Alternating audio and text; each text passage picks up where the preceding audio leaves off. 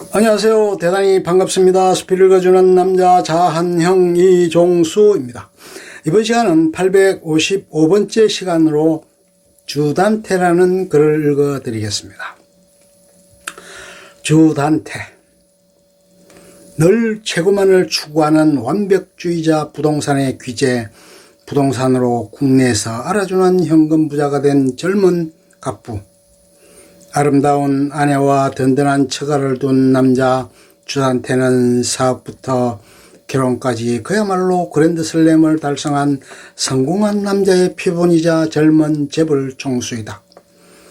그러나 화려한 배경 뒤에 숨겨진 그의 진짜 모습은 사탄조차도 한 수 적고 가는 그야말로 잔인 무도한 인간 백작.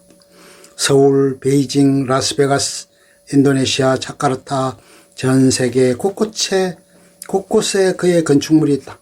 삼성동 최고층 주상복합 건물 헤라펠리스도 그의 작품. 서울 집값을 주무르는 부동산의 큰손이 되어 수년간 공들인 걸작 헤라펠리스를 강남 최고가 아파트로 만들었다.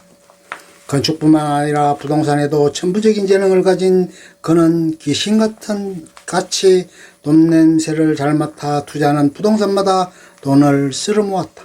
그의 땅을 밟지 않고는 강남을 돌아다닐 수 없다는 말이 나돌 정도로 강남 노른자 위 땅과 고층 건물 여럿을 소유하고 있다. 자수성가한 인물인 만큼 강박적 심한 완벽주의적 자적 기질을 가지고 있다. 한 채의 흐트러짐이나 구실도 용납하지 않는다.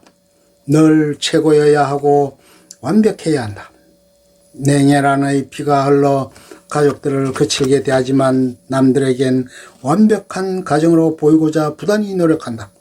드라마 펜트하우스의 주인공이자 인간 말종 심수련과 로건리의 복수 대상. 이래부터 하윤철의 아내인 천서진과 불륜이다.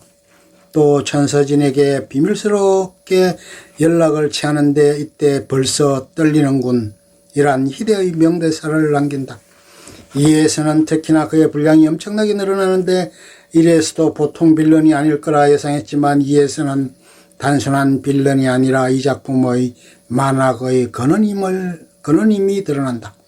우선 1회에서 이규진과 하윤철에게 브리핑했던 입지 좋은 자리에 재개발을 하기 위해서 자신의 비서인 윤태주와 용역 깡패들을 동원해 입지 좋은 자리에 있던 슈퍼에 깽판을 놓는다. 그리고 이를 허무하게 바라보는 주단태의 모습은 덤.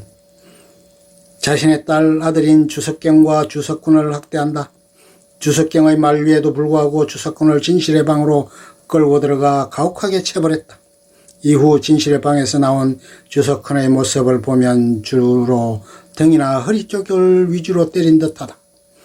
또 아니나 다를까 천서진과 불륜관계를 즐겼고 민설아에게 그 장면을 영상으로 찍히고 만다. 그리고 주혜인의 병실을 찾아가는데 친딸 연기를 하느라 고생 많았다는 식으로 혼잣말을 하는 것으로 보아 심수련의 진짜 아이를 빼돌렸을 것으로 추정. 퇴근한 뒤 민설아의 남노한 신발을 보고 경악을 하며 저런 천박한 것이 우리 집에 들어오는 것이 싫다는 어투로 고래고래 소리를 지른다. 심수련이 말리지만 아랑곳하지 않은 것은 덤뿐만 아니라 민설아의 사기 행각이 드러나자 주석경이 그녀의 뺨을 후려치는 걸 씩 웃고 방관하는 것도 모자라 민설아를 넘어뜨려 그녀의 어깨를 질밟으며 근본이나 가문을 들먹이며 온갖 막말을 퍼붓는다. 그러다 민설아한테 그러는 덱도 진실하게 사는 것은 아닌 것 같다며 팩폭을 당한다. 그의 불륜을 안한 민설아가 은밀히 경고의 사인을 보낸 것이다. 이후 민설아가 나간 집 구석구석을 가정부 양미옥에게 꼼꼼히 닦게 시킨다. 이유는 저런 더러운 곳이 집을 더럽혔기 때문. 그것도 모자라서 분이 풀리지 않은지 자신이 들고 있던 찻잔을 깨버린다. 민설아에게 협박을 받은 천서진이 다급해하며 연락을 취하자 35층 헤라펠리스 테리스에서 천서진과 만났고 민스라를 두려워하는 모습을 보이는 천서진과는 달리 주단태는 매우 여유로운 모습을 보인다. 그리고 주혜인의 병실로 찾아가 이제 연극을 끝낼 때가 되었다며 주혜인을 죽이기로 결심한다. 그리고 자신이 집무실에서 업무를 보던 중 심수련과의 결혼사진을 보고 자신의 과거를 떠올린다. 심수련과 결혼 전 심수련에게 줄 예물을 준비하던 도중 이별 통보를 받게 되고 이에 강렬하게 분노하였던 자신을 떠올리고는 결혼사진을 담은 액자를 던져버린다. 민스라가 자신이 폐차장에서 당한 상황을 녹음한 음성 파일을 헤라폴리스 사람들에게 뿌리기 시작하자 유포자를 가만두지 않겠다고 얼음장을 놓는다. 그리고 천서진과 함께 민스라를 납치해 고문한다.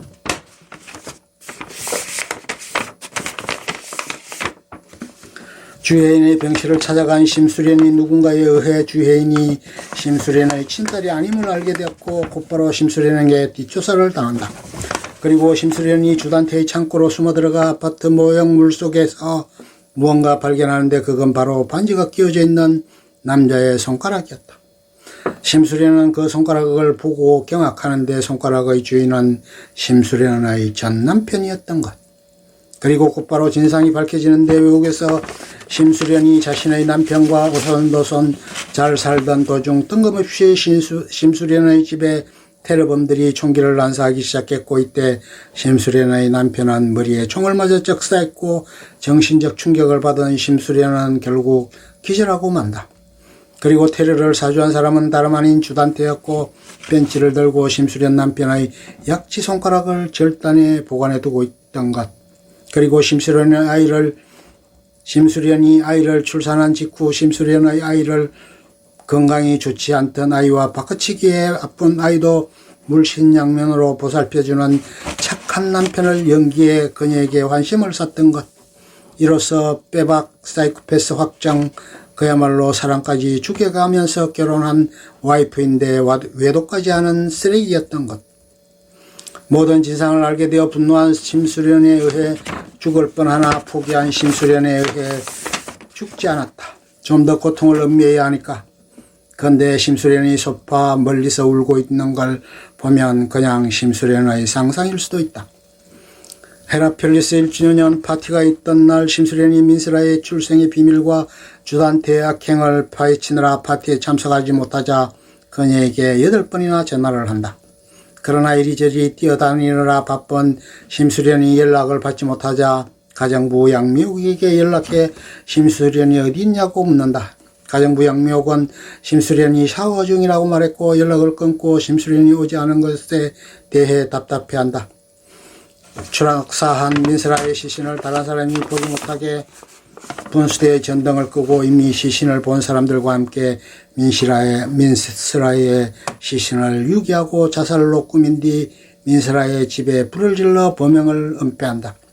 이때 민스라가 키우던 강아지인 설탕이가 집 밖으로 도망쳐 나와 유기된 민스라의 시신을 보며 짖는다. 민스라의 죽음 이후 천서진과 함께 야경을 바라보며 와인을 마신다. 천서진이 결국 USB를 손에 넣지 못한 것을 아쉬워하며 혹시라도 불륜 영상이 다른 곳으로 유출되지 않을까 걱정하지만 이미 비서인 윤태주에게 민스라의 시신을 화장시키게 해뒀다며 그녀를 안심시킨다. 심수련이 집에 안 돌아올 것이라 생각해 천서진과 뜨거운 밤을 보내려고 하지만 이미 심수련은 집에 들어와 모든 것을 목격한 상태였다. 6화에서는 다시 협박장이 날아오고 다른 이들에게 왜 시신을 유기한 거냐며 원망을 받자 이런 식으로 우리들끼리 싸우고 분열하게 만드는 것이 협박장을 보낸 이의 목적이라며 일갈한다.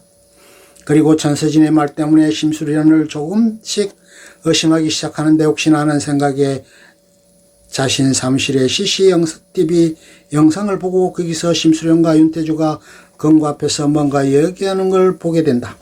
이에 격분하여 윤태주에게 언제부터 자기를 배신했냐며 당장 오라고 화를 낸다. 윤태주는 그동안 감사했다는 말과 함께 전화를 끊는다. 이에 당장 윤태주를 잡아들이라고 지시하고 심수련의 통화 기록도 조사하게 한다. 또한 그 이전 오인희를 옹호했던 하윤철을 빼고 이규진을만 몰래 불러내어 사무실에서 차후 민설아가 있던 보성마을 일대에 새로운 건물이 들었을 것이라며 그곳을 미리 싸게 매입해 이득을 볼 수 있도록 모종의 거래를 한다. 그러나 이 대한 내용은 심수련이 미리 설치한 도청기로 다 듣고 있었고, 심수련은 이 내용을 듣고 윤태주를 움직여서 오인희에게 보성마을의 개발 정보를 넘겨 민설아의 집을 매입하도록 유도한다. 그리고 다음날 오윤희가 전날 밤에 집을 매입한 것을 알게 된 주단태는 깜짝 놀라고 볼수록 마음에 안 드는 여자라며 표정이 일그러진다. 그 후 주혜인에게 가서 그동안 고생했다며 심장 박동기를 멈춰 직접 죽이고는 혜인이의 이야기를 전할 때는 목이 맨 듯한 목소리로 수련에게 연락을 한다. 이때 전화가 끊어지면서 악마를 연상케 하는 석소를 짓는 건 덤이다.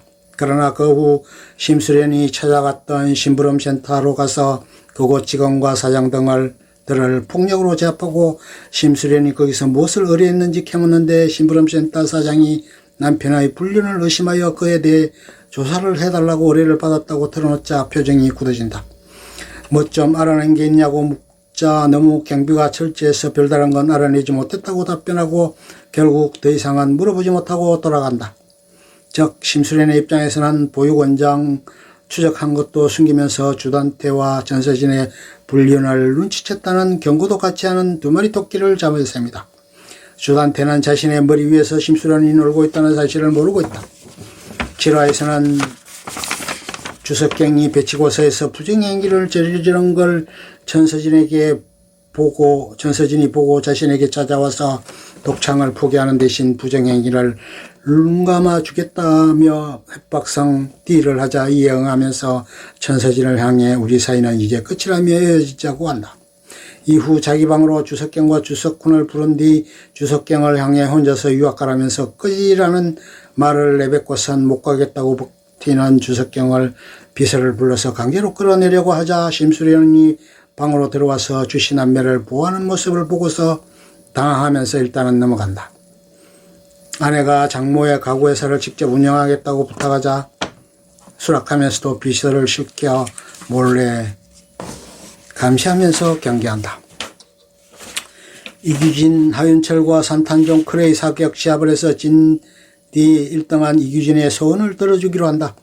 이규진이 자기로 뽐내서 자기가 예뻐하는 여직원을 새로 들어온 변호사가 꼬셔서 같이 연애하는 게 보기 싫다고 하자 곧바로 복면을 쓴 채 한밤중에 데이트를 즐기던 그 변호사 차로 가서 놀래킨 뒤 변호사를 끌어낸 뒤 마구 폭행하고 손발을 다 묶어놓고 놓은 채 차도 한복판에다 놓고서 스포츠카로 질주해서 칠 것처럼 농락을 하면서 갖고 놀다가 풀어준다. 이 장자는 어찌나 공포에 들었는지 바지에 소변까지 지렸고 주단태는 이자에게 기저귀 값이나 하라고 5만원권 다발을 던져준다. 술을 마시자고 제안하지만 하윤철이 자기는 아내랑 약속이 있다면서 먼저 간다. 그러자 질투심이 생겨 전서진을 다시 꼬시고 이에 넘어간 전서진이 자신의 별장으로 오자 오붓한 시간을 가진다. 아예 키스하다가 침대까지 가버린다. 그러면서 한두 명씩 이 상황을 목격하는 사람들이 생기고 있다. 구화에서 오윤희가 부동산 고급 정보들을 미리 알은 것에 의구심을 품었고 비서를 통해 심수련과 오윤희가 친구라는 걸 알게 되자 심수련을 의심하기 시작한다. 오윤희를 자기 집무실로 불러 오윤희가 경매를 통해 얻은 명동 땅값의 2배를 불러서 오윤희에게 팔 것을 제안하나 이미 심수련을 통해 미리 자신에 대한 습성을 파악한 오윤희에게 된통 퇴짜를 맞으면서 열불이나 칼로 베기를 베었고 이규진과 하윤철을 불러 오윤희를 납치할 거라고 말한다. 이규진을 시켜 오윤희를 납치했지만 하윤철이 구해줘서 오윤희를 데리고 빠져나가나 이규진의 연락을 받아서 미리 도주로를 막은 상태였고 차에서 내린 하윤철을 마구 폭행한다. 하지만 오윤희가 이미 자기의 악행을 녹음한 스마트 밴드를 보여주며 틀어주고 하윤철하고만 협상할 거라고 선언하자 어쩔 수 없이 둘을 풀어준다. 차 빼라는 말을 듣고 뻥찐 표정이 앞건 끝. 좋으면 좋아요, 구독, 알림 설정 눌러주세요. 감사합니다.